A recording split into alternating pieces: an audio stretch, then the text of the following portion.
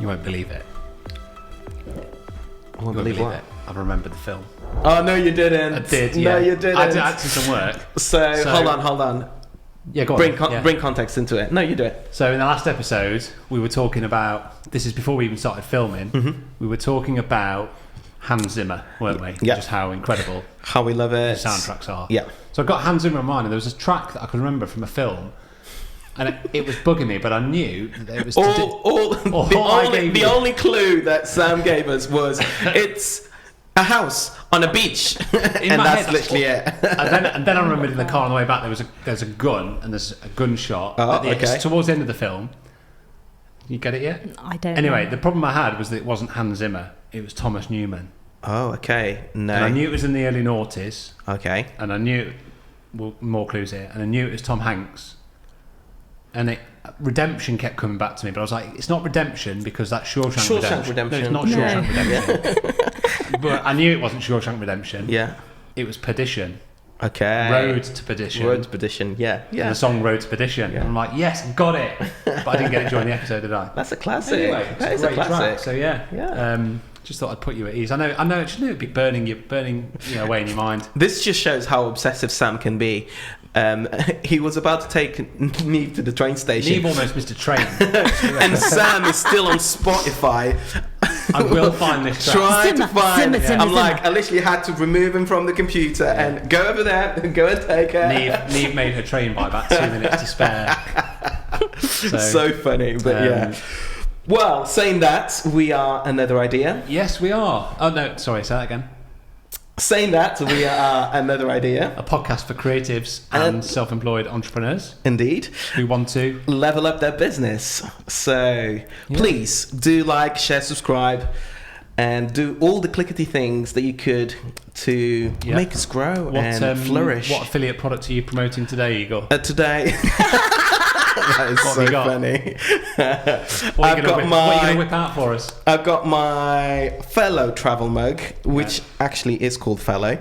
It's just nice design. Just look at it. It's beautiful. Nice. Absolutely beautiful. You can get them on Amazon. Yeah, you can get it on Amazon. Yeah. And we'll put an affiliate link at the bottom that you can, just satisfy your beautiful design. But that said... Yeah, just do all the sharey stuff. Yeah. Help us out and leave reviews. You've been saying that recently as well. Yes, please leave reviews because they really help us out. Yeah, massively, and we just like reading good stuff. Yeah, it feels like we do these and we're like, oh, does anyone even listen? Yeah, do they actually listen? I don't know. I mean, the numbers say they do, but it's hard to put that into context, isn't it? Yeah, that's it. When you just see a number on a chart. That's it. So show your face or show let us know your text on the reviews. But anyway. Let's get this show on the road. We're on episode 3. Recording of 3 today, aren't we? Yes, indeed. I'm going with my chamomile again. I feel like it's just a nice little calm down. I feel like we've had a good day today. We have a really good day. It's been rather productive. Oh dear. And it's about to get better. We've got Nat Raybould in the studio today. Hello. Yes. How are you today? From London. I'm all right. Yeah. My journey here was really easy. Yeah. There was no one in the train. Amazing. You could put your feet up. Yep, all my feet. All my 20 feet. And I changed seats every stop. Yeah. I find it really weird when people take their shoes off on trains. Oh, no. That's what. Just who now. does that? No. Hopefully not now. I mean, not me, no. I just put my feet up with the shoes on. Even worse, on a plane. Yeah. On a plane, so wrong. which is kind of like an even longer journey. Yeah, I get it. It's probably people's logic in their mind. Yeah, this is going to be a long journey, so you know what? I'm going to take my shoes off because I want to feel at home. But couldn't you take like some slipper socks? Exactly. At least, kind something. of make it decent. Yeah, that's it. But no, people don't. I'm glad we've tackled that issue. Yeah. We need to get some sort of solution for that. Anyway, we've got Nat Raybould in the house, and you seem really nervous, Nat. No, I'm not. No, it's just that I'm really aware that you've had 2 really, I'm absolutely really joking. Good. You seem very comfortable already and very really happy do. to be here. You really, really do. I said secretly to Sam, I think we for the day of today, we're going to be ramping up in terms of the episodes. The energy is just going to be doing this. And yeah, I've got great expectations for you today. Ooh. So don't disappoint us. There we go. Talk about putting pressure on. You know, I had this whole thing when I wrote, because I wrote to you, and I wanted to come on, and you know, it puts you out of your comfort zone a bit, and it's not exactly, you know, it's not something you do every day. Well, you two do it every day. And I thought, you know, it's 2023. I could either go and do some therapy, because we've had quite a lot of, you know, difficult years. Or I could do some marketing, you know, or I could come on another idea and do both. That's it. So, both in one go. That's it. So, just explain to people a little bit of who you are and what you do. Okay, I'm a humanist wedding celebrant. That means that I marry people. The English language doesn't really deal with marrying people very well, because it sounds like I marry all the people. First can of worms, right, let's go. Come on then. I marry all the people, and I marry them in a bespoke way, which means that I write a unique wedding ceremony for them that means everything to them. It just really sums them up. It's exactly their vibe, whether they're poetic, whether they're super fun, whether they're relaxed, whether they're formal, all of the flavours. Yeah. And then I marry them with that script. And I make, ideally, the ceremony the most important part of the day, because it should be the most important part of the day. Yeah, my friends, one of my best friends had a celebrant, and it was incredible. And I think Zena Birch, I was at a wedding a couple of years ago where Zena Birch, who married you, I believe. That's right. And she was magnificent. Yeah. And it really kind of just, I think I'm not going to get married again. I'm not planning to, but if I was, I think that would be the route to go, because it just makes it so much more personal. Yeah. You know, like getting married is obviously a wonderful experience, but there can be a little bit stuffing, and kind of like, ooh, like just reading off a script. You know, say that to everybody. Doing tradition just for the sake of tradition. Yeah. And, you know, it's not always that kind of tradition is necessarily a bad thing as well. It's just that you want your take on tradition as well. Yeah. So your spin on how to exchange rings or vows, and also the things that are important to you as well. You know, it's just the time and the opportunity to just really, I don't know, open your rib cage. Yeah. And if it's delivered well and properly, then, you know, guests and members, like family members, like laugh and cry, and you know, that doesn't really happen during a kind of a traditional ceremony. It's just like a formality, isn't it, that we all go through? This is it. Although I would say sometimes people do have a little tear, but, you know, a little tear in a civil ceremony becomes, you know, ridiculous floods of tears at a celebrant ceremony. So, you know, stock upon your tissues. Yeah. But I think that photographers in particular, they just love celebrant ceremonies, because it just feels... You just draw it out. Yeah, it's it feels like you get more of your couple, you get more from the guests, you get more from the atmosphere. It's just like, it's a delicious, biteable atmosphere in a ceremony space, and that's just really exciting, and it's just beautiful. You're clearly really passionate about it, which is incredible to see. Yeah. But how does someone go from being an contemporary opera singer to a humanist celebrant? Well, I mean, as you know, Zena Birch married me and my husband Ivan in 2012. So we always knew that we would, as soon as we were engaged, that was like one of the first decisions that we made, to have a humanist ceremony, because as we put it in the first email that we sent to Zena, we said, well, we're romantic atheists, and that's how we were. So for us, a civil ceremony just wasn't enough. Mm-hmm. You know, it just was like, what would it be? I don't know, 7-8 minutes, something like that. And we wanted it to be bigger, more beautiful, more us, more personal, maybe even more musical as well. So that's what we did. And it was... We knew it would be good, obviously, and we knew that it was very important to us. But the whole process of doing it, and then turning up on the day and just feeling so comfortable with Zena there, you know, to someone you don't know that rocks up 5 minutes beforehand. And all of our guests, they just said it was the best wedding they've ever seen in their lives. They said it was just so intense, but in the very best way. It was so ridiculously funny and so very emotional and so real and so human. And so we didn't really know what we had until we went and did it. And I think that's sometimes how it is with celebrant ceremonies, you know. You don't know. People know what they are. Yeah. Or maybe not enough people know what they are, but certainly in the wedding industry and in the kind of the enclave of the wedding industry that we work in, people know, oh, you can have a celebrant. But to have that feeling where you enter a space and the whole of whether it's not even, you know, you can have that feeling outdoors as well. When I say enter a space, I just mean enter the space that we are creating ourselves. That's saying, yeah. You know? And it just, there's nothing like it. There's nothing like it. And I think it's the kind of thing, because I am actually going on to what you asked me, I promise. It's the kind of thing I was always craving when I was a singer. You know? It's that feeling of group experience and groups, like, getting too poetic here, but you know, everyone's heart beating as one, everyone breathing together, everyone experiencing it together. Yeah, that's it.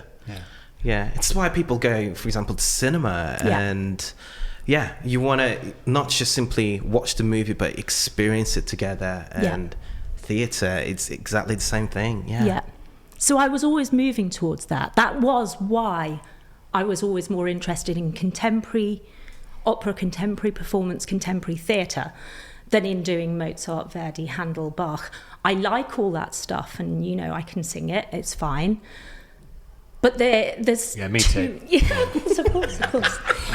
I've been That's surely some more TikTok I've been known to blast out a bit of back in my time. Can you imagine that? That would be your new TikTok. Yeah, you don't want to hear me sing. Thing. No, you definitely don't. Well, not me anymore, because I haven't practiced for a year. I do pretty much every week. We call each other, we sing to each other. So yeah, it's just little toccatas down the phone. One day we'll remember the words to fly like an eagle, won't we? Yeah. Anyway, we digress. But yeah, and so when you have that kind of more canonic repertoire, like your Mozart, like your Verdi, that have been performed thousands upon thousands upon thousands of times, there's a culture of perfectionism that comes along with it. Necessary perfectionism, I guess. Yes, you can add to it. Yes, you can put your spin on it. But the likelihood of you finding a new spin on something that's been done literally thousands of times is, it's negligible to nil. And also, you know, that whole, I used to come off stage thinking, I sang, you know, I don't know, hundreds and hundreds of notes correctly. That one note, it was the right note. Yeah. So I'm not even saying I sang the wrong note, but I was like, the bloom on the note, it wasn't quite exactly as I'd planned, and the breath control wasn't. It's perfectionist within, isn't it? It's fucking knackering. It's knackering. And you go to bed kind of being disappointed in yourself, even when the whole of the audience, you know, loved it. It was correct. How did you start? How did I start singing? Yeah. When I was at school, I was always very good at music. I was a pianist and a clarinetist, and I used to sing in choirs and such like. I was also in a youth theatre as well, so I liked acting and I liked singing. And then when I was at university, I read music, and I thought, well, acting and singing is kind of opera. I like both of these things. And because, you know, I'm very old, so I was when I came out of university, it was 1994. So actually, there were no, you know, university fees, and I could actually do something that I thought I might. When you say that, Yeah, I know. I'm really sorry. People are going to hunt you down. You what? I didn't even know that. It was right on the cusp, to be fair. But yeah, so wow, I didn't know. Yeah, so you had the permission to go and kind of find yourself a little bit without being dead weighted.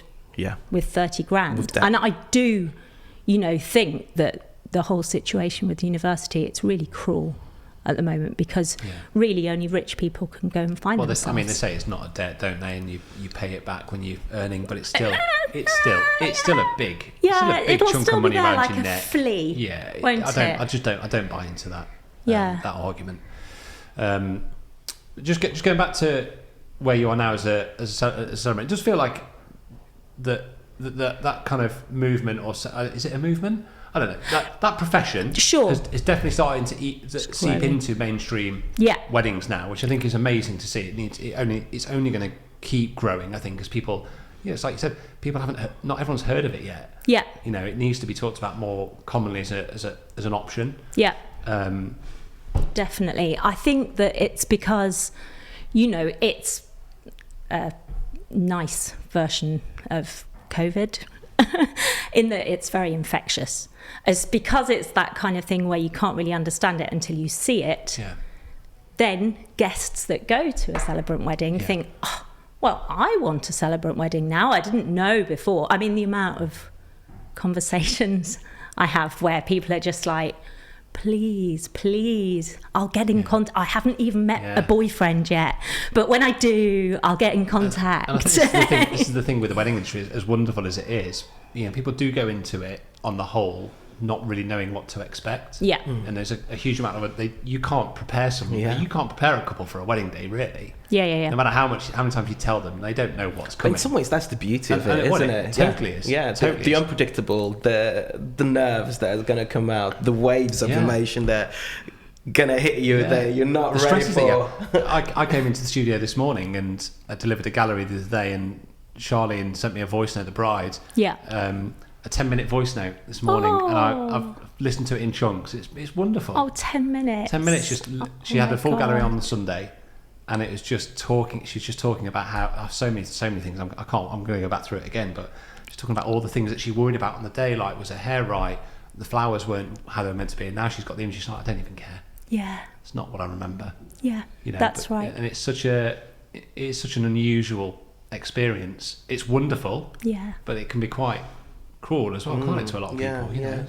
But to be able for you in that case to be able to turn that around for her and just create and just give such an experience. Well, I think we do that. We do that every time we go to a wedding, don't we? But what a gift! Yeah, it's incredible. Yeah, you try to, definitely.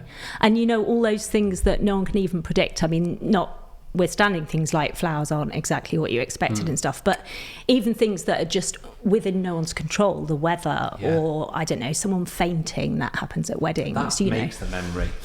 Well, yeah. I think it's funny when someone faints. Things like that do, because they actually pinpoint. There's that whole feeling just before a ceremony starts that's always, people go on about it far too much on TV and film, where it's like squeaky bum time. People are just sitting like that, and they just, is she coming? And it just feels like you have to hold your breath, and you're not allowed to even be a human in the space, because you'll ruin it. Don't breathe. Got to be perfect. You'll ruin the hair or the veil or the bridesmaids, or you'll wrinkle your brow, or honestly, it really just needs like an 8-year-old you need to shake it burp, up. Yes. It? That's what it needs. Or a fart, or a dog running across, or just anything. Yeah. To just say, shh, let's be real. This is probably one of the realest moments of your life, or it should be, and that's also another reason why we picked a celebrant ceremony, and also why I am a celebrant and I kind of bought the company, as it were, because you've got to believe what you're saying. I get that, for example, when I was a singer, I sang in church choirs, and I sang for people getting married in churches. And I could tell the couples where it really meant something to them and they had faith. And I could also tell the couples that were basically doing that because it's very pretty and the flowers look nice. I don't know. I mean, everyone does what they do. But I think, and also probably you get family pressure and stuff, and there's a lot of that still in the wedding industry, I think. So much nuances yeah. within it, really. So how was that sort of like first wedding that you celebrated? Celebranted? Celebranted? Yeah. I'm going to say the technical term did. I did a wedding. How was it? It was I can remember every detail of doing it. And I was going to ask, sorry. Yeah, no, from your cool. first experience as well, because you jumped into it after you experienced it yourself as a bride. As a bride, yeah. So moving from that to that day, to your first day, take it away. Well, I mean, I should say as well, doing training with Humanists UK, we did lots of fake weddings. Okay. So it wasn't like the very first time that I'd ever done it. But having said that, as many fake weddings as you do, it's still not a real wedding.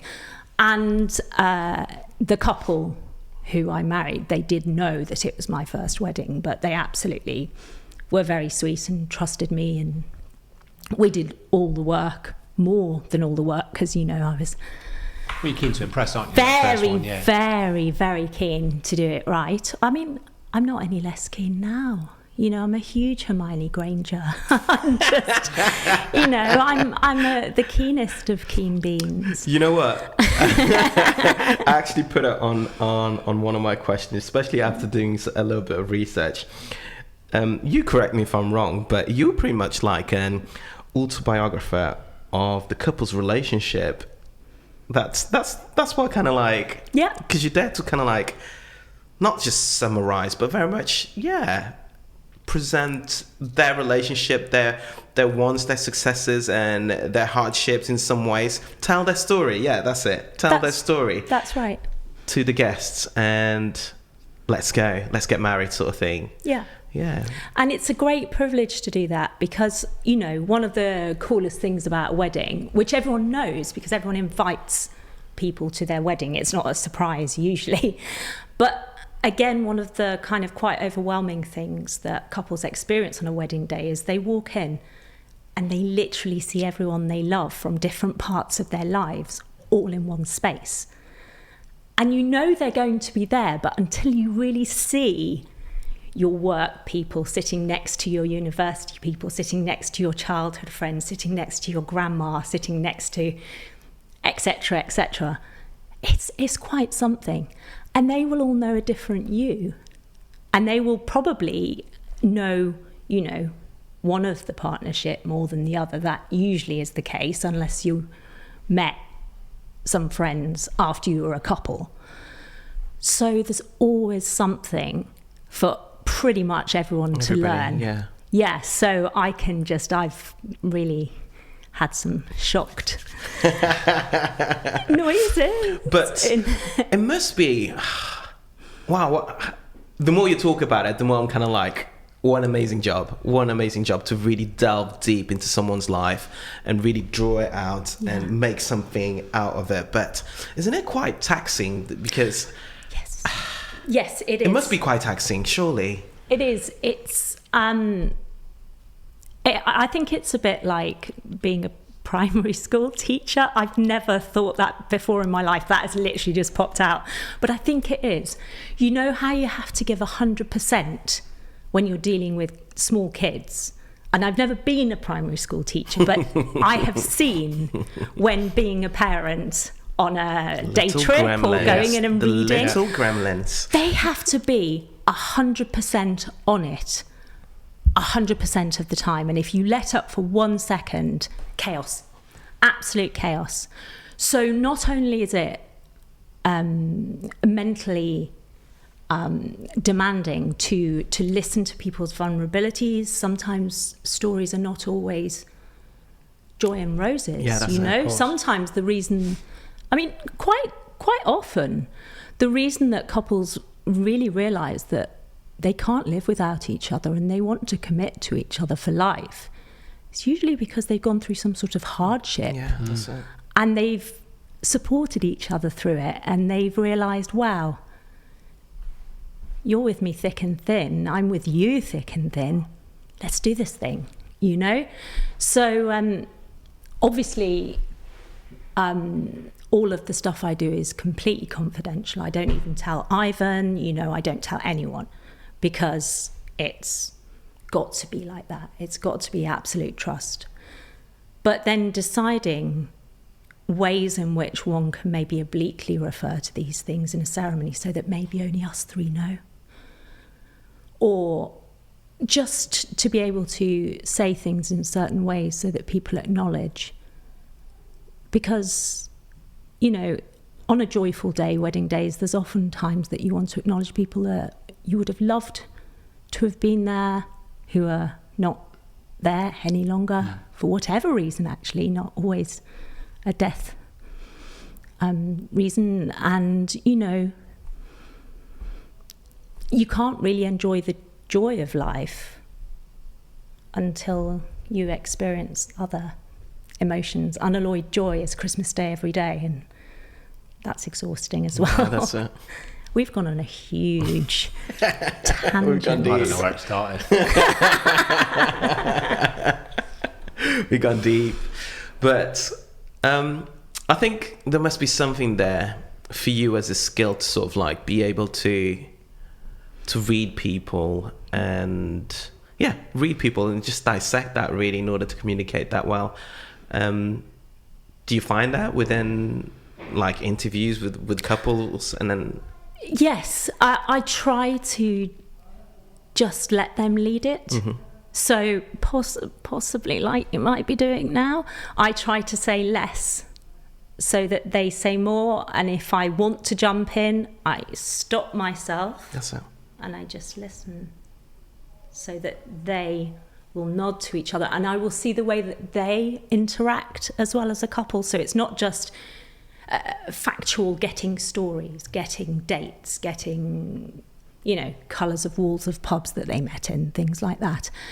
It's also really noticing the nuance of how they mesh, and they say so much to me without actually saying it.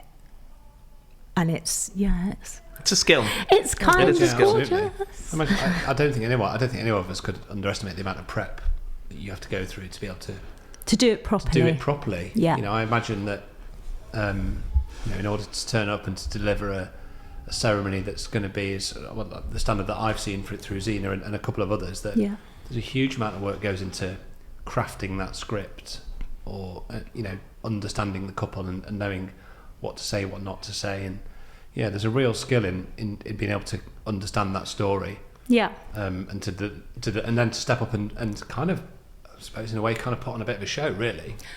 Yes, and be very sensitive to the moment. Yeah, totally. Yeah. Yeah, because sometimes you might have written like a super high energy kind of section, and you realise that, you just need to G the crowd a little bit earlier, otherwise that bit won't work. So two pages before, you start just fizzing it up, throwing in a few ad-libs, stuff like that. And because you know this couple so well, you'll know the names of all the relatives, you'll know the names of the dogs and the children. So if someone laughs, you can actually say their name, then that gets an extra laugh, you know. And so the prep serves you well for being able to read the room, surf the room, anticipate the room, and make everybody comfortable as well, because, you know, it's the comfort of all of that that's the joy. Yeah, because you're not just reading a literal script. You know, there's an element of performing that you're going to have to that you obviously have to go through, and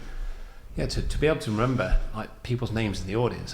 I mean, I can't remember. I can't remember songs that were in movies that, you know, like.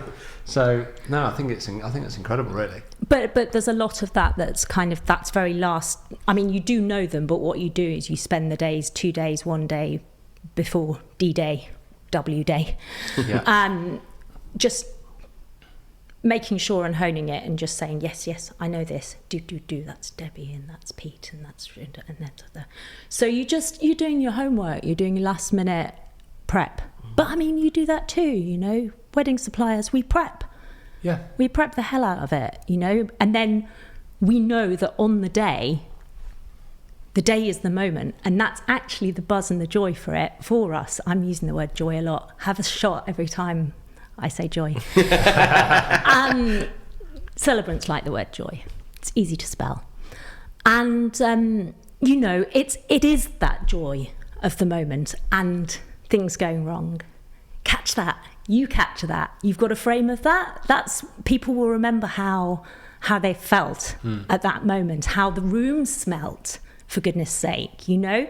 You zoom into it. It's photography. I mean, I probably shouldn't say this as a celebrant, but, you know, the one thing that wedding couples should have is photography before they have a celebrant.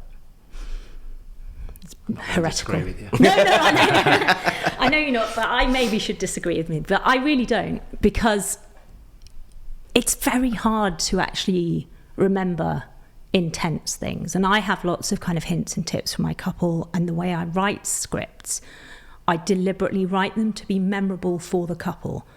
So that there aren't kind of screeds of things that are serious all the way through.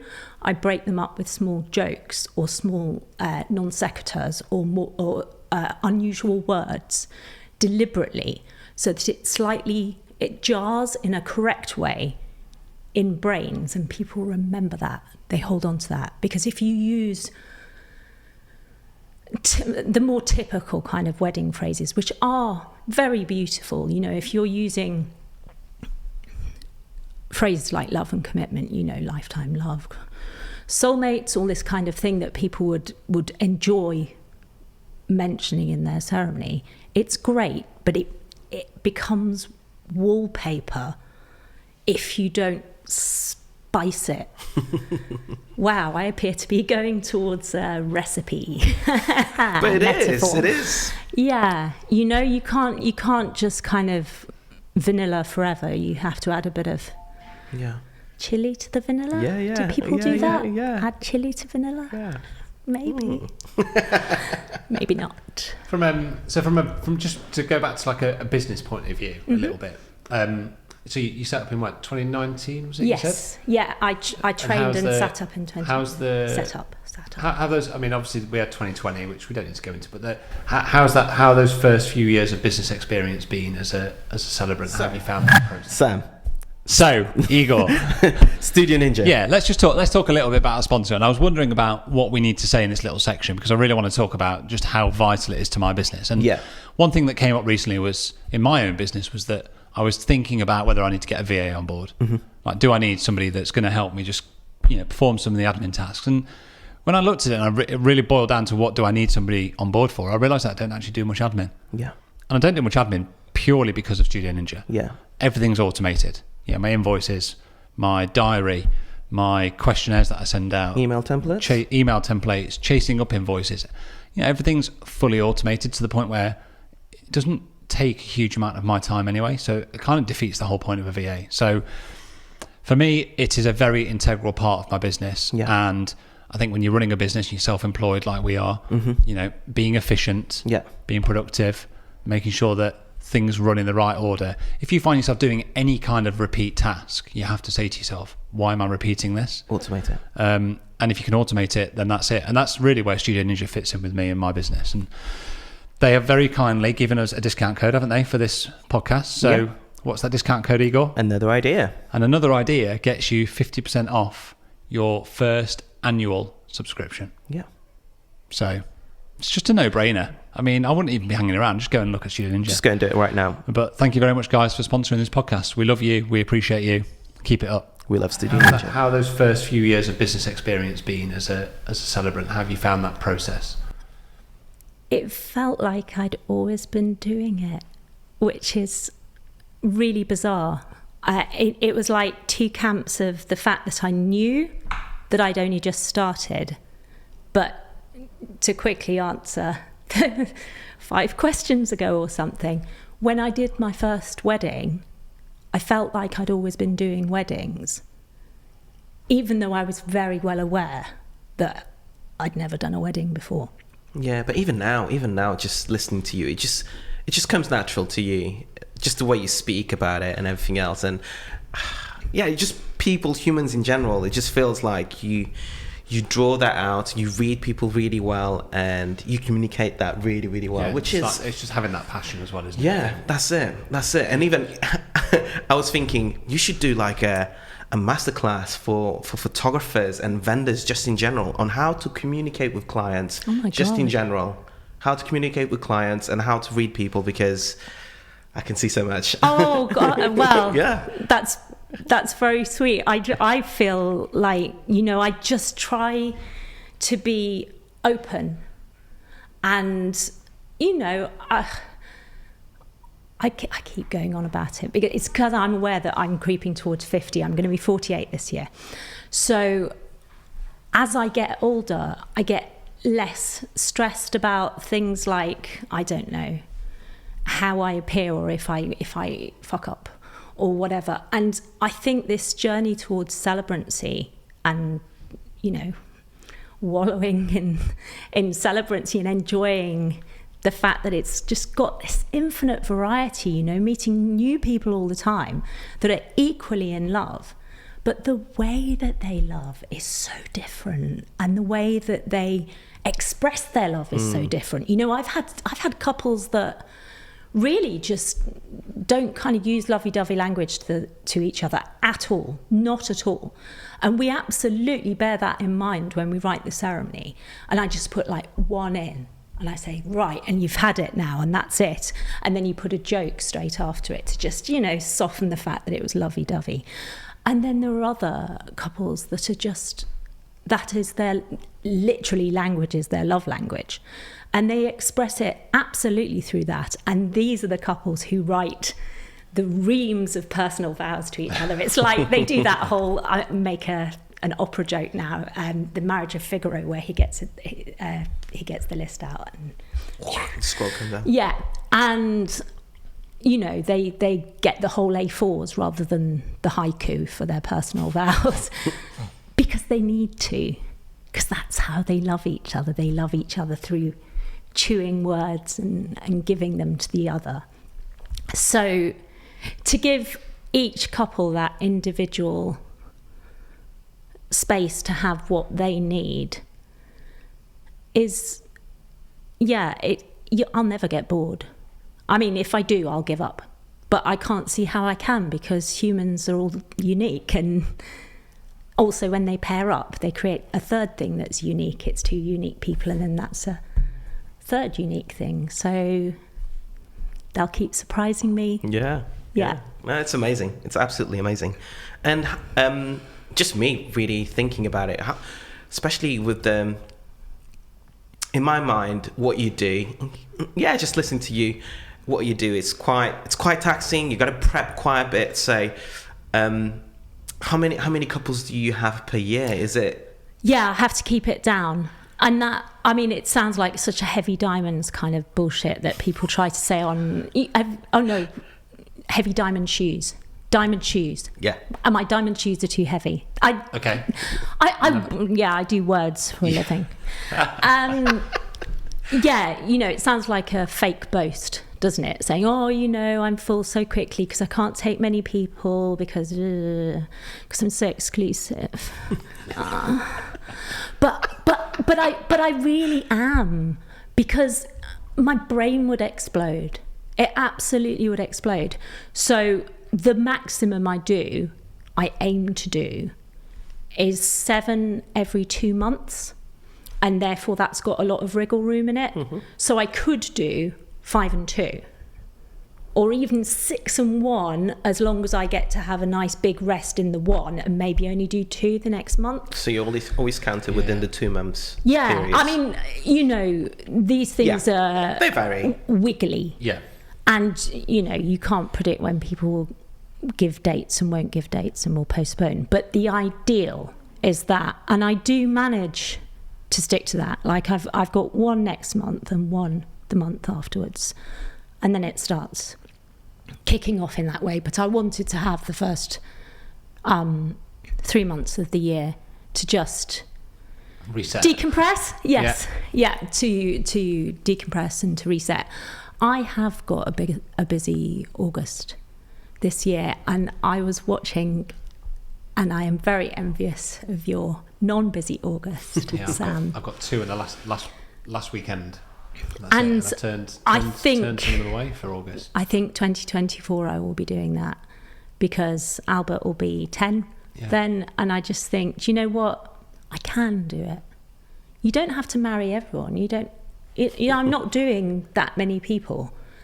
There will be couples. I don't have to compromise my rest and my family time. And it's hard to say that when you haven't been doing it that long. You know, I was singing for 20 years plus, and then I've not been doing this, you know, a quarter as long. Yeah.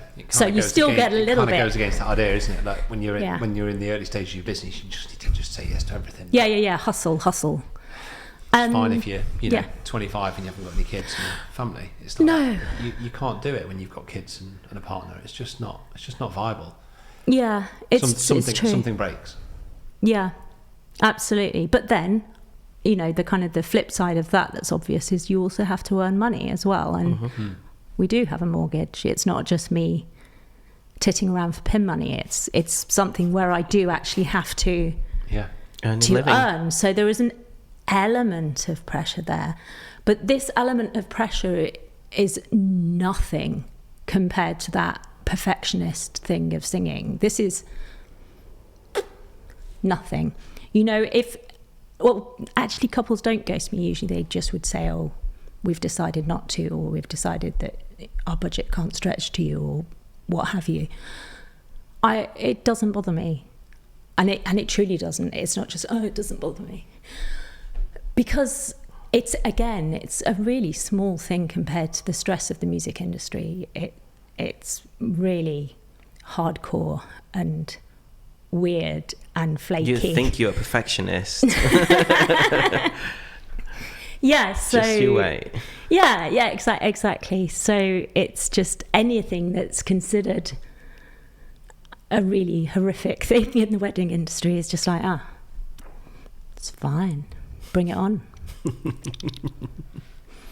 No, that's amazing. And you clearly, as we have said that you invest a lot of time in your couples and everything else, but within all your couples, is there sort of like specific traits that you identify? I know they're all different and everything else, but what I'm trying to get to, have you got sort of like not a dream client, but have you got there's specific traits that you see within the clients that you, Nat, attract? Yeah, definitely. That is still a thing for a celebrant as much as for any other wedding supplier, that you do have an ideal couple. And I think my ideal couple are really hardworking. Like, they're really invested in this process with me. I do quite a large percentage of weddings that one might possibly call luxury, but luxury is such a weird term and it's all very complex and a bit grim, so we'll just pop it over there. But I have noticed that in general, the idea of when couples have more budget to spend, they're usually more time poor. And when couples are more time poor, they pay people to do stuff for them. So they might not be interested in spending 5 hours, whatever, with me, talking about their heart, doing the work that I do demand. It is an essential part of it. I could I could cowboy a ceremony. It would be crap. It would be fine. But they wouldn't know which is the sadness. They wouldn't know what they could have had. And so I do refuse to do it. Not that anyone's asked me, but I just made a decision myself. This is how I do it. So I shout a lot about the process on my website, on my Is there sort Instagram. of like a minimum amount of time that you have to sit down with the couples in order to kind of like I don't really get their vibe and what they are about? Hour it, but when I meet couples before we book, It can be 2 hours, 2.5 hours. I don't say let's have a free half hour and then you can book me. I treat it as if we're booked. And this is like initial meeting. It's they're not even booked. That must be the first. That's the first real signal, isn't it? Yeah. Because you've got to be invested to sit down with a supplier for 2 to 3 hours. You have to be committed to that. Yeah, that's exactly There's no right. two ways about it. Yeah. So if they do that, and already when I put myself out there quite a lot. I put absolutely my heart and soul into my website. That it shows. Thank you. Really shows. Thank you. It took a long time, but of course, a long time. But it's even more important because I'm selling copy. I'm selling my brain. It's so important. But also things that are more. That's a really difficult thing to sell, isn't it? Yeah. A really difficult thing to sell. Yeah. I don't talk about things like value for money of a celebrant as opposed to a registrar, because my couples aren't interested in that. My couples are interested in me.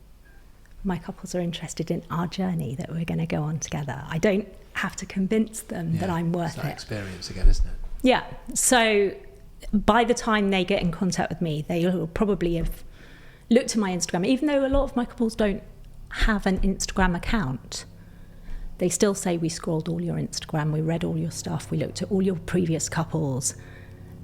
Instagram's still really good, guys. It's, even though it's dying powerful. And the engagement is crap, it's not to do with that. It's another window. You can't, there are things that I can say and I can put on, I don't know why Instagram's over there. Yeah. that's where Instagram is. For those of you that can't, they're not watching it, but Instagram is there. Yeah. Hello, Instagram. There's so much that I can talk about and I can react and I can put little extra points in that would make a mess of a website. Even if you filled a blog, and I've got to start blogging this year. I shall, it's happening. And so it's just a different flavour, even if they're not looking in your stories because they don't have an account. It's still, the grid is still lovely. So I think I would say, I can't put numbers on it, but I'll give it a go. Like 85% of the couples that get in touch with me book with me, probably more percent-wise, because they did all the getting to know me before they got to know me. So they'd already made the decision and were just checking I wasn't like a 90-year-old Romanian builder. Exactly. Yeah. And I did look the same. That's how it should be. Yeah. I think people get it the wrong way around a little bit. They think too much about just getting people through their door to have a conversation with them. And to convince them, isn't that exhausting? Yeah, absolutely. Rather than going, I'm going to sell, your website should be there and your Instagram account should be there to sell you before, I'm exactly what you said there is exactly how I feel when couples come to me and we Zoom or we chat. I already feel like they've decided, they're just checking that I exist. Yeah. And you're not a weirdo. Yeah, well, no, awkward. No, checking that you are the weirdo that they wanted. Yeah, of course. Yeah, That's it. What have been the difficulties or the challenges that you faced in setting up a business, other than the obvious C word that we've encountered in 2020? Yes. Okay. I have already said the C word once already. That's all right. No, it's fine. But yeah. Okay. I already knew kind of how to do accounting, because I've been doing it for many years. But this is a different kind of accounting, so I had to unlearn and relearn. So that was a bit weird because it was kind of counterintuitive. I was thinking this isn't really a fun use of my time. That's a totally valid thought. No one thinks accounting's fun, do they? Unless you're an accountant.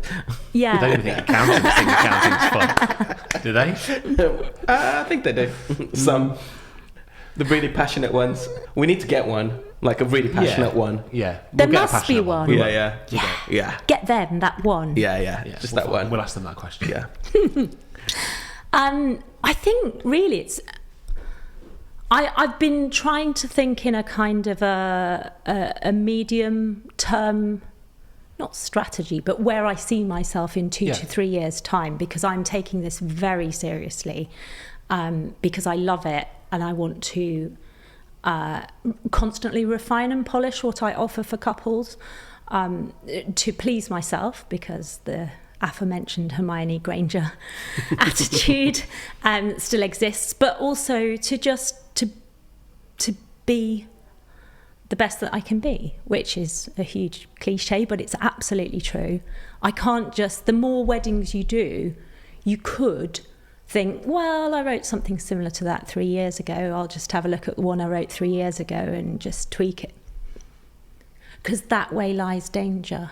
Because then you're kind of trying to puzzle piece into an old jigsaw with a new piece, and it just won't ever fully fit, and you'd have to cut it with scissors and it won't ever look right. No way. So you have to keep that creative spark nice and juicy. Also, I will never be able to do more than the amount of weddings that I do now. So I can't up level. I can't get a team in. I'm me, and that's what I have.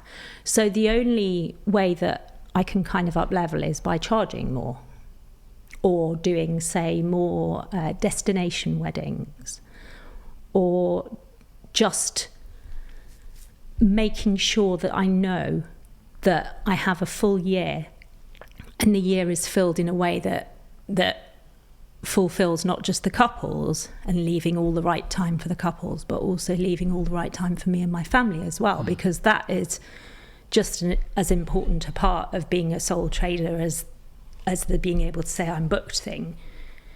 So it's who are you doing it for? Yeah, exactly so it's really exciting to be able to think about those things. And like this year I've just joined La Lista. Yeah. Amazing.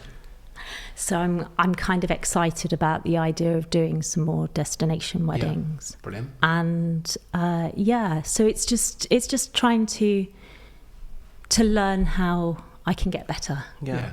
I think one thing that you said there that stood out was just the importance of setting those kind of brand values, and like going, I will never dip below that. I'll never cut that corner. Yeah. Because you described it as seeing as danger, and it is. It's you have to make a conscious decision, I think, when you're in business, to say what you will and won't do. And I think if I look back on my early years of business, the one thing I kind of regret not doing was kind of sort of setting those boundaries and giving myself something. And it was all about just be busy, do more work. Yeah, and actually, it's tempting. Which is I'm not even ashamed of myself for doing it. It was just part of my process, and I learned from it. But you do. It's very easy to fall into that. Just going to be really busy because I've got to be busy. Yeah.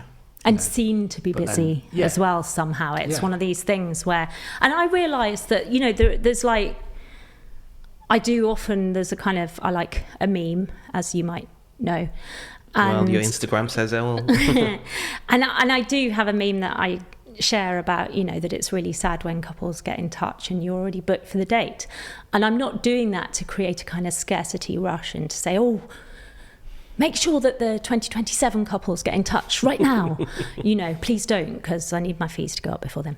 But, it's one of those things where I do really mean it, because I want couples that get me. And it's so funny sometimes. You hear, like, after I've booked couples, they say, we knew months before that we wanted to book you, but we just got right. And you're like... Yeah, it's a horrible feeling, isn't it, when that huge dream, wonderful inquiry comes in. You're like, I know that date rings a bell. Yeah. And you're like, maybe it's not. No, it is. It is booked. It is. It happens. It's part and parcel of the industry. Especially when it's people that you really click with, and you're kind of like, you could have absolutely nailed that. Perfect match. But there will always be more couples in the nicest way possible. Marriage will always be a thing that people want to do, and I keep remembering that in the dead of night when I think I haven't had an inquiry this week. It's fine. And it's a good opportunity to really pass it on and to your peers, to the people that you really, really like. And that in turn will return to you as well. So yeah, I love that. I want you to really think about this, yeah? Okay. That sounds scary. No, it's not. But I very much see you as like, you know those adverts for Hewlett Packard, where you might have like a dark room and you just see like a burst of color just coming here, and then the CMYK sort of like a bit of cyan, a bit of magenta, a bit of yellow. That is you. That is you. That's what I kind of like see, just burst of color in dark. I kind of like that. Yeah. I think it's nice. That's how I see you. I'll take it. For the couples booking you, what would you say it's kind of like your USP? Better said, I was gonna ask. Yeah, that's it. I was gonna ask, for the registrars, what would you, if you compare yourself to a registrar, what would be sort of like your USP? Why book you? Yeah. But then taking a whole other level, comparing you to other celebrants. Yeah. And here you go. Sing your praises. Sing your strengths. Oh God. Tell us about it. Why should people kind of go with you? I think that it's very simple. If you click with someone, you click with someone. And it's not just saying, oh, I do this kind of wedding, and I do colourful weddings, or I do elegant weddings, or I do high-end weddings. And that's the same with all wedding suppliers. You know, I'm really, it's going to sound like some sort of, beauty queen answer. I'm not actually competing with other celebrants. I'm not actually competing with registrars, because if a couple have decided that they're going to go with a registrar, then that's what they're going to do. Mm-hmm. And do you know what? Good. Because couples should do what couples want to do. It's amazing how you remove yourself from that. Yeah. No, it's good. It's good. It's good. No, it's good. It's good. It's true. I mean that in a good way. Because I'm going to be irritating to some people, and that's correct. Not everyone can love everyone. Yeah. And I think being aware of having that awareness that you just had there means that your brand and your Instagram feed and your account comes across as like, this is who I am. Yeah. This is what I do. Good. And not falling into the trap of, I can do this. I can also do this. I can also do this. I can do this type of wedding. I'll do whatever you want me to do. Because when you fall into that bracket, which plenty of suppliers do, and they often tend to be the ones that then end up 5 years down the line going, I hate my job. Yeah. Hate it. Well, it's because you've tried to just appease everybody, rather than just trying to appease the people that connect with you and click with you, exactly like you've said. And the satisfaction that you get from those people, is just exponential compared to just turning up, serving. I love my job. Yeah. So I think it's just that having that awareness, isn't it? Like, this is who you are. This is what you're about. I'm happy doing what I'm doing. You like it? Great, let's chat. You don't like it? No worries. But I can understand when suppliers don't have that mentality or that confidence to be able to say that. Because, it's been a tricky few years. Yeah. And couples are more reticent at the start of 2023. And also, we've got the worst government in history. And, when is it? It's very hard to be able to see into the future and think, this is going to even up for us and electricity will get cheaper and all these things. So, what then you think is, maybe I'll just throw in a discount here. Or maybe I'll just remind people that, I'm the same price as the registrar. Or maybe as soon as you do that, it's a different mindset. And I understand it. I do understand it, but it doesn't help you either. It doesn't help you find your couples. So, it's really difficult. It's a really difficult one to advise. It's a hard balance, isn't it? Exactly how you describe that. It is. It's a really difficult place to be as a supplier. If you're struggling for the year, sticking to your guns at this price when no one's booking you at that price is tough, isn't it? Yeah. You know. Absolutely. I don't know where I was going to go with that. No. It's just in my. I'm sure just reaffirming the point. I'm pretty sure that anybody in the industry will be going, yeah, it's really tough. Like, what do you do? How do you advise on that? But it's just that balance, isn't it, between like we can see the dangers of going after, let's say, the pay packet for the sake of it. Yeah. From a brand point of view, but then from you've got, like you say, we've got to live, got to pay the bills, got to have a mortgage, got to cover the mortgage. I'm just trying to think from so tough. Yeah. Putting myself in sort of like, let's say I was your mentor and I was within the financial district sort of thing, not within weddings, so completely removed emotionally from it really. And you explained that to me in that situation. It's not your situation, but explaining that situation, you kind of like, me putting myself in that frame of mind, I would kind of like just lower your prices so you can get more income. I think. I also think it depends where you're at. Yeah. I think it depends where you're at, like for the year, like financially, like what you've got coming in. Like, have you booked people at that price? Are you established? If you're in the position of being like, you've got a year under your belt. Yeah. You've only got a handful booked in for this year. You desperately need work. Yeah, you're going to have to start hustling and hustling hard. And go get that bread. Dropping the prices down and doing what you've got to do, but. Yeah, because we will come out of this eventually, hopefully. Yes. Sorry, I didn't mean to sound incredibly. We will. No. But it will. It's good. And, it's all horrible. It's always just like kind of, it's refinement, isn't it? You've got to get the work in first, I suppose. Yeah. Anything that you're excited about this year? I'm just it sounds that was like no. I'm excited about lots and lots and lots of things, but a weird one that I'm excited about that's really specific is just doing my first wedding in the Barbican, because the Barbican is so gorgeous, and it was one of my first London crushes after I moved to London. I was just walking around going, especially you being a Londoner. I was just like, this is perfect. It's so brutal, but also you've got all this kind of art as well, and the feeling of creativity and the kind of the retro vibe. I just love it. So I'm very excited about that. And I have a couple of couples that are very exciling for different reasons. One being that she's one of my oldest friends. Does it on the day just sometimes surprise you, or are you able to kind of predict? Usually it's how I expect it to be, but not always.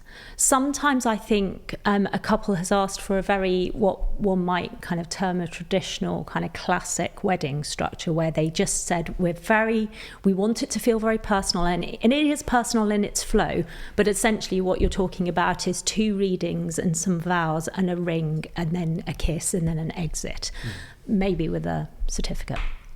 And I don't object to doing that. I don't always think that, add all the bells and the whistles and the shots and the unicorns and all of that doesn't make it better. It's much more kind of tingly and gritty. Yeah, it just depends on the couple, minutiae. Isn't it? It's got to mean something to them. Yeah, exactly. Don't do it for the sake of it. Don't do it just to be wacky. If it truly is what's within you to add it, add it. It'll be obvious from your story. It'll be obvious. But don't just add it because you've seen it in a styled shoot. Please don't. But so this was just a very kind of classic wedding. It was at the Asylum. I've done quite a few at the Asylum. Beautiful, gorgeous. It's one of my favourite venues. Yeah, I mean the lighting. It's like an Instagram filter in there. It just really makes everyone 10 years younger. Very happy. And all of the guests were absolutely 100% emotionally on point all the way through. Usually there will be, some element of the guests where you kind of have to bring them along, and I maybe pay a bit more attention to them to just bring them into the fold, as it were. And there'll always be some, which is really interesting, right at the back, who are like kind of wonderful proud mums or something right at the back, even though they're probably just friends of friends or something, but they're like at the back, and I'm catching their eyes and they're so involved. That particular guest list, every single person in there was it was all eyes on the couple. All of the eyes like 80% of them were crying at the same time at certain emotional moments. My work here is done. Yeah. And it's like, yeah. Done. And I went into it thinking it would be beautiful and it was classic and it was exactly what they wanted and they would be so happy. And actually, I think it surprised them. They were going to originally have an Italian wedding because they're absolutely crazy on Italy, and instead they had a kind of Italianate wedding in England because of COVID and what have you. And the bride said to me that she was so glad that she couldn't have the wedding that she originally wanted, because then she wouldn't have had that wedding. Oh God. Yeah. But I think we all get that. Like it's doesn't.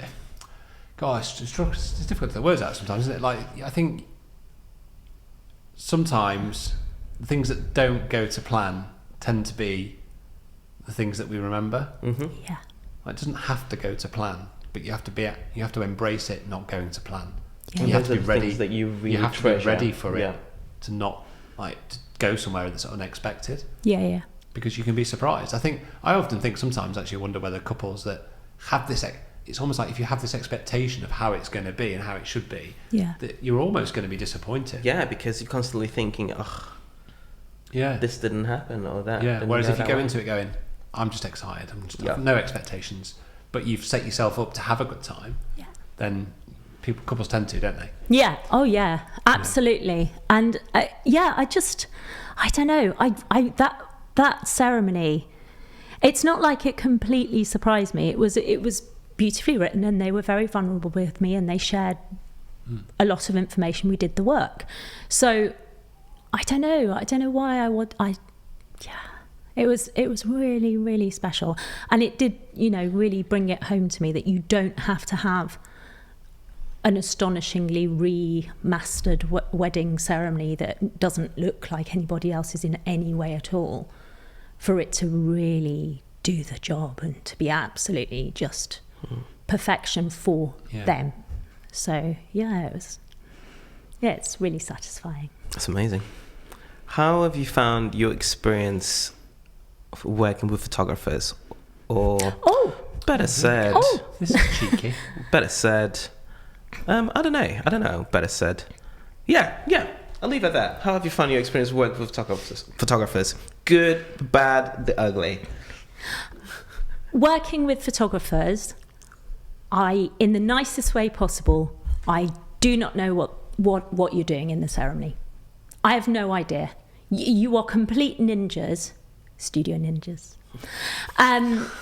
Complete ninjas. When I see pro photos come back, I'm like, oh, were they there? Were they there for the... I'm sure that... I have no idea. I honestly have no idea where you go, because I'm on the couples, on the guests. You're in your zone. Yeah. And you're just never obtrusive, never, ever. And I mean, some of them are. That's ideal. Well, maybe I've never. Kind of what Igor was going.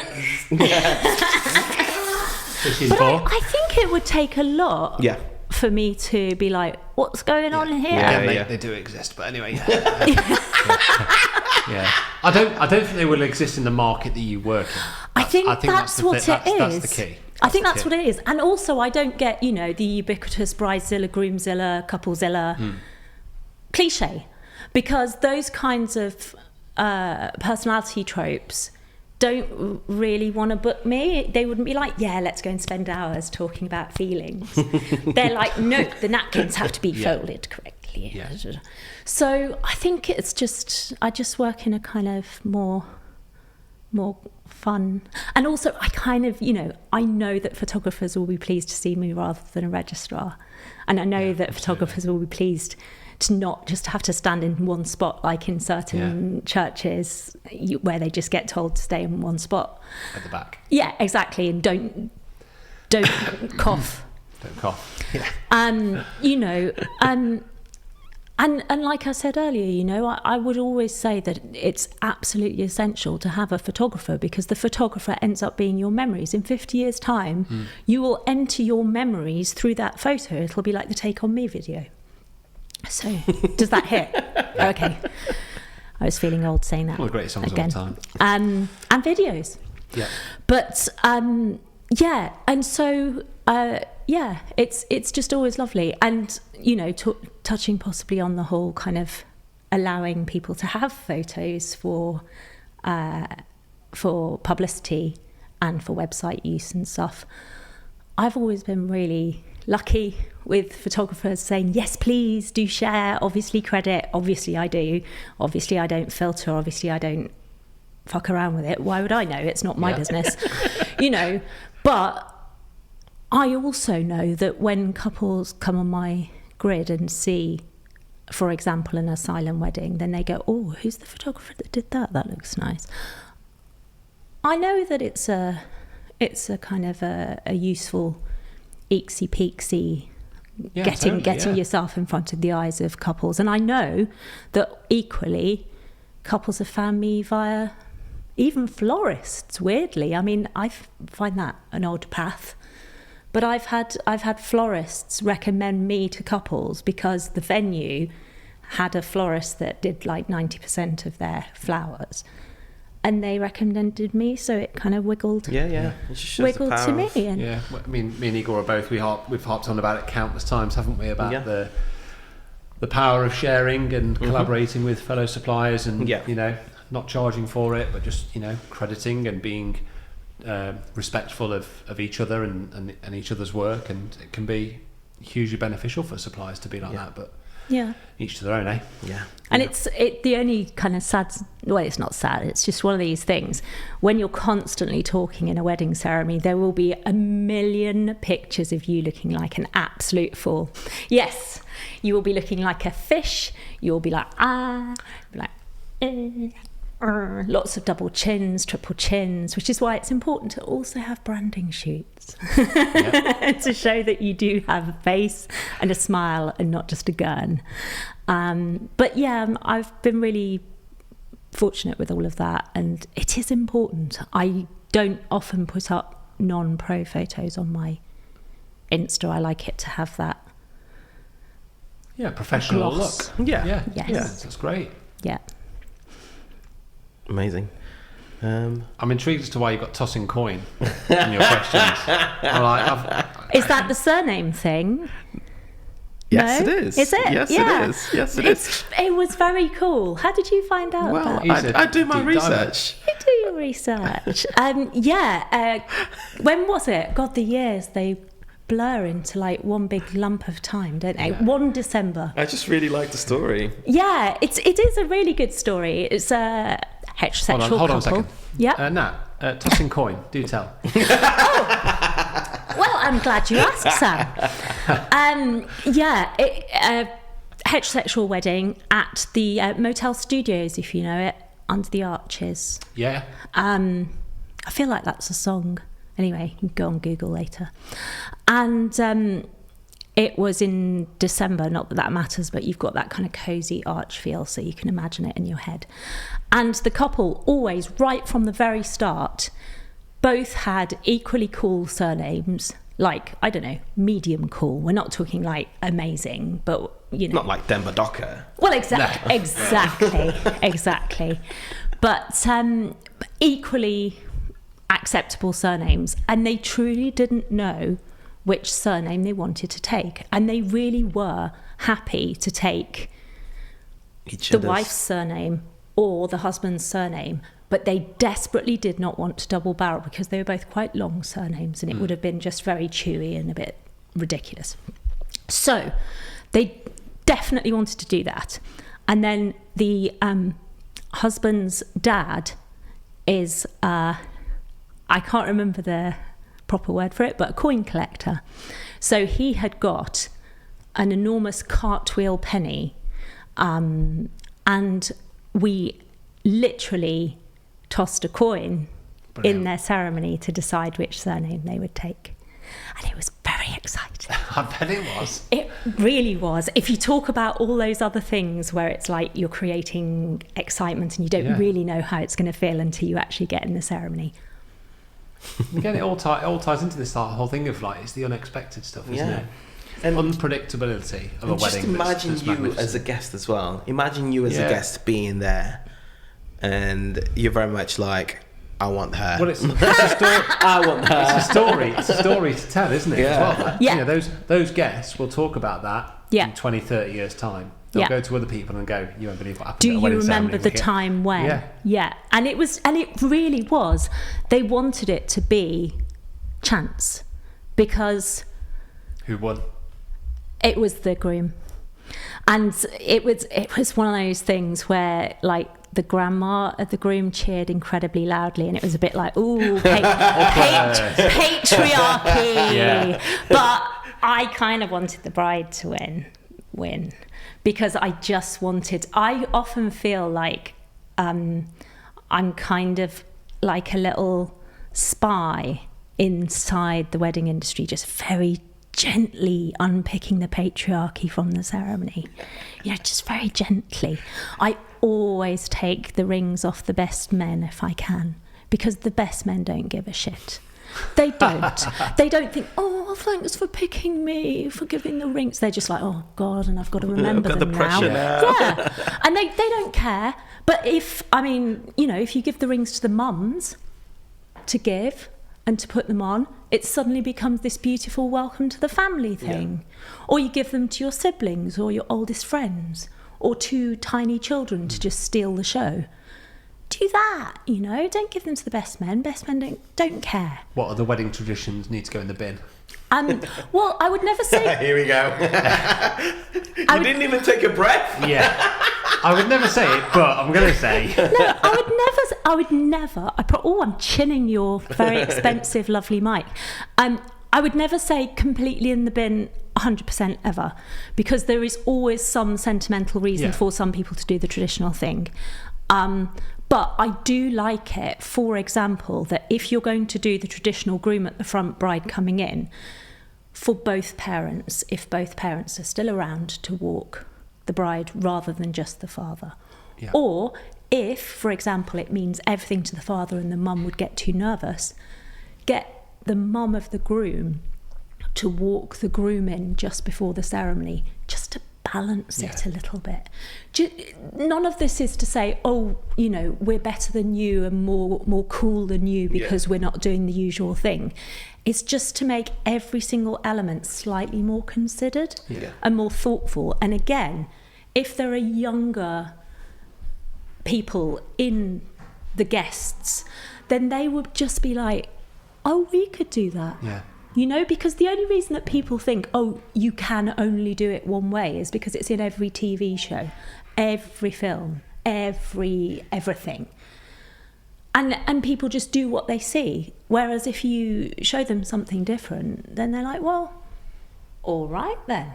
Yeah, this is great. We can do that. There's always some way to do it to make it cooler. And it doesn't have to be big. little tweak, tiny tweak. I did see one of the very last church wedding ceremonies that I sang at. There was a lovely thing where where there is an extra part at the start of the ceremony where they say who gives this woman to be married to this man. And the father takes the hand and puts it in the husband's hand, and it all feels a bit like that. The last ceremony that I saw, the mum of the groom took the groom's hand and put it in the bride's hand at the same time, and they both did it at the same time. Good, and it was so beautifully done that I felt like the whole room went, why don't we always do that? Yeah. That's it's funny so how it's cool. why don't we all do that? Yeah, that's it. Mad. Again, like you said before, it's so considered, isn't it? Yeah. And just it's so kind of respectful, but it's also not, sticking two fingers up at what's come before you Yeah, either. exactly. It's just remaking traditions for a modern sensibility, and that's fine. It's that idea. It's that ideology, isn't it? That a father owns his daughter. Exactly. I think we just all find a little bit outdated. Archaic. Yeah. I say a little bit, very outdated. Yeah. But it's balancing it with the fact that maybe a father has been looking forward to walking in. So it's not like you're saying, your feelings don't count. Yeah. So it's just important to be a little bit, like that. It's like a love form of, do you know that kid slime? Yeah. It's like being like that. So it's really like meldable and mutable, but it's still a thing. Yeah, still a blob. Yeah, I'm never going to say that again.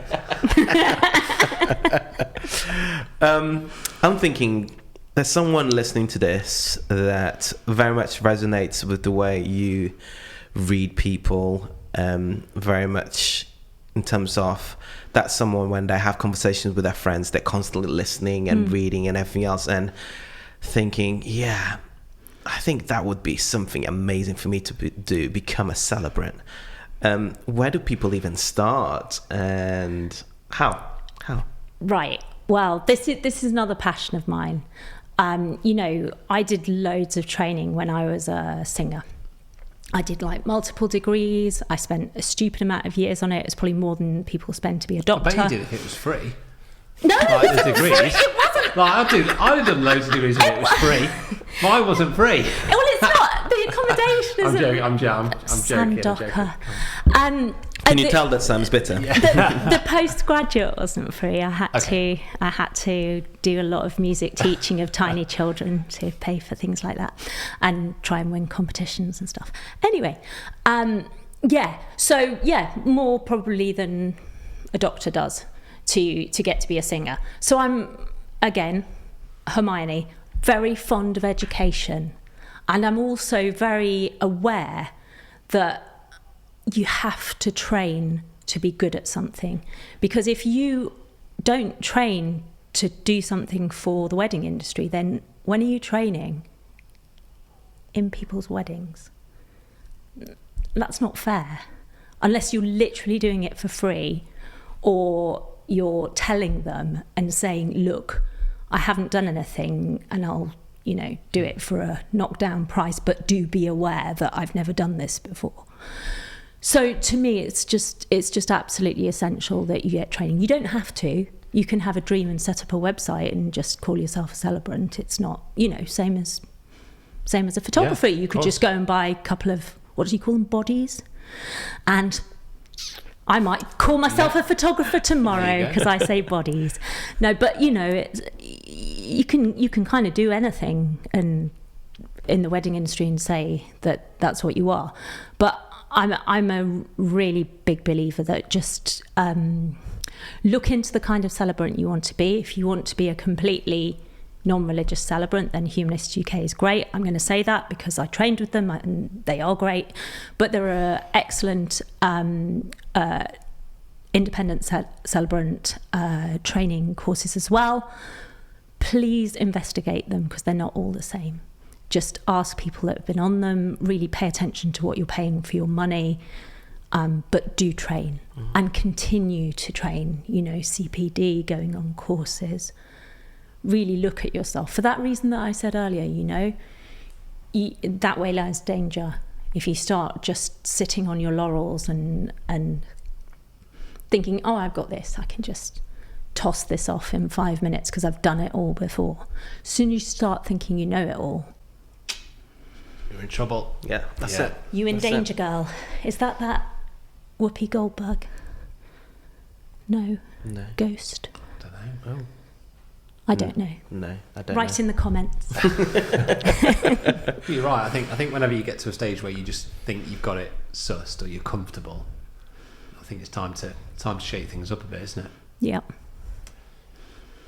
So go and train and just have a think. Really think about it as well. It's not just a matter of I'm training and then I've trained and off I go. Like you say, it's a bit of a booming industry and there's a lot of us doing well. Training can take shape in many different forms now. It might just be practicing and just putting yourself out there to it just to giving yourself an opportunity to grow, I think, is the key, isn't it? However that takes shape. That's right. So, I mean, yeah, it's just a matter of not taking it for granted and really listening and being open and lovely. Yeah. Trying your best. That's really good. Where do you see the industry going? The whole wedding industry. I could see more personal celebrant ceremonies. I think there already are. And I think if and when celebrant ceremonies are legally recognised, then even more will be, because that's still a barrier for a lot of couples, and understandably so.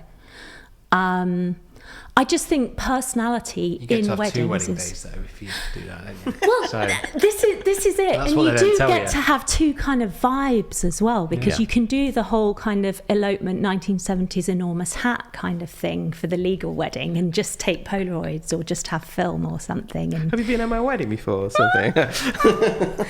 You can enjoy that, and then you can go and do the something else. So you get your cake and eat it too. But, and I do I worry about this? I probably overthink. You can tell I overthink. But I do sometimes think that when celebrant ceremonies are legally recognised, there will be some couples that want to do it but don't want to do the work. And they're just like, oh, well, it's personal because we're having like a tequila shot at the end and that's it. And I'm like, but then why would I worry about that? Because they're not going to come to me, because I'm still going to be banging on my Instagram over here about my very, very hard-working process. So yeah, they'll go to someone else and that'll be fine. But yeah, I think it is all about the journey towards the wedding day. I think that's what it is. The actual ceremony in the wedding day is absolutely amazing, but I'd say that's about 50% of what you get from me, and the other 50% is a really enjoyable kind of self introspective, like a marriage therapy, but nothing to do with me, because I know nothing. Don't ask me to fix your problems. But you're making couples have a conversation, aren't you? And think about it all, and if you're thinking about it whilst you're doing the wedding planning, because we usually start 6 months before the day in earnest, you're making lots of decisions there about some quite kind of minor things like donut walls and, I don't know, magicians. I'm not rolling my eyes because they're not delicious, but I mean, I'm just trying to think of quotidian things that you might end up choosing in the last months of the planning, and it can get a bit overwhelming and a bit stressful. And have we got enough to make people happy? And are people going to have a good time? Should we buy some, I don't know, some games for people to do? And people panic and buy flip-flops, and, it's all that kind of thing. And I think if couples are doing this work with a celebrant, it just helps them to just ground them and to just think, why are we doing this in the first place? We're doing this because we love each other. And this is the bit that matters. Brings perspective, so they're very much like, let's do this. Yeah. And that way, they'll just be like, if things go wrong, they go wrong. Yeah. We still love each other. Yeah. So it's fine. Your passion and enthusiasm, I think, is kind of, I'm pretty sure you'll agree, is pretty unrivaled, I think. It comes across incredibly well. I've noticed that my hands have become spiders, which I never thought they would. But I don't know, I just like to demonstrate things. No, but it's been great just to hear your I've already used the words passion and enthusiasm, and I'm wary now that I'm speaking to somebody that uses words a lot, so I'm trying to think of better words than the same two words. They're some of the best words. But it is. And I don't know what you wanted to, if you wanted to say there. No. Final question. But we do like to ask all of our guests a question at the end, which is if you could rewind the clock to 14-year-old Nat, or 15-year-old, it doesn't matter, that kind of age, that kind of age where you're kind of discovering, like deciding where to go in the world, what would your words of advice be? Gosh, That's a real kind of RuPaul Drag Race kind of thing, isn't it? Looking back on Little. I think I would say that I should care less, because I know that would never make me careless. It would never make me actually careless. But I cared too much when I was 15. I wanted 100% in everything. I wanted, absolutely everything to be what I perceived as perfect. And I would say that that's still with me now. But every wedding I do helps me to remember that actually there's no such thing. It's stupid to think in such parameters. And when you're working in service to essentially congratulate and uplift two other people all the time, it really makes you remember that actually, the word perfect is a bit squishy and a bit like that slime as well. There's a perfect for them, which isn't this kind of solid perfect made out of wrought iron. It's a perfect for them. This is perfect for them. And the for them is the deal. So care less, Nat. Just chill. That would be the way to put it. Just chill, my friend. No, seriously, thank you so much, Nat. You're welcome. Would you like your gifts? Oh, we've got gifts, Sam. I forgot. This is turning into a bit of a trend, isn't it? Yeah. Whisk the gift. Thank you very much. You're welcome. Ooh. With an exclamation mark. Look at the enthusiasm. So we've got envelopes here. We're opening them up, and brilliant. And these were made. These are for people on the audio only. This is a real playable with paper doll of me with my most often worn celebrant it's like outfits. A mini cardboard cutout of Nat. Yeah, and you can actually dress me up if you want to. I'm not saying you have to. Do they actually Yeah. And I sent these these out to planners and venues when I had my new website built, because this paper Nat is on my website as well. So what stage of the client journey do they get this? Do you know, I send it with the welcome pack. Brilliant. Because she's like a little Jiminy Cricket. She sits on people's desks and gets them to do their homework. Are you properly doing that? That's so great. What did you pick? Because there's like a psychological. You see, you picking that means that you're no, it doesn't. Yeah, it does overbalance. Oh dear. Almost there, but yes. Almost. Clever design, isn't it? Yeah, it's really It's not good. bad. It's Freya from DeBill and Quince designed it. It's really cool. For Such me. a great idea. And I reckon it looks like me, right? Yeah. I mean, it does. It does. It completely does. A flattering version. Talk about marketing. But it's. There we go. There we are. Hey, No, I like it. But no, seriously, it's been absolutely amazing to have you. You've given so much to think about, and yeah, again, emotional intelligence just kind of like creeping up on the episode. It's one of those things that, it's hard to sort of like quantify it or to teach it, isn't it? But it's always amazing when you see it and you kind of like see as an example, and you kind of like, oh yeah, I get snippets of it. Yeah. And Where can people find you, Nat? Where's the Instagram? Yeah, I'm Nat Raybould Weds. That's all one word. Nat, Raybould. Weds, a good Midlands surname, Raybould. The same with my website as well, www.natraybouldweds.com. I'm basically Nat Raybould everywhere, so just Google me, hit me up, ask me a question. Brilliant. Thank you very much. Thanks for your time, your honesty, your openness, and your stories. It's been great. Yeah. Thank you. Let's go flip a coin. Oh, God, yeah.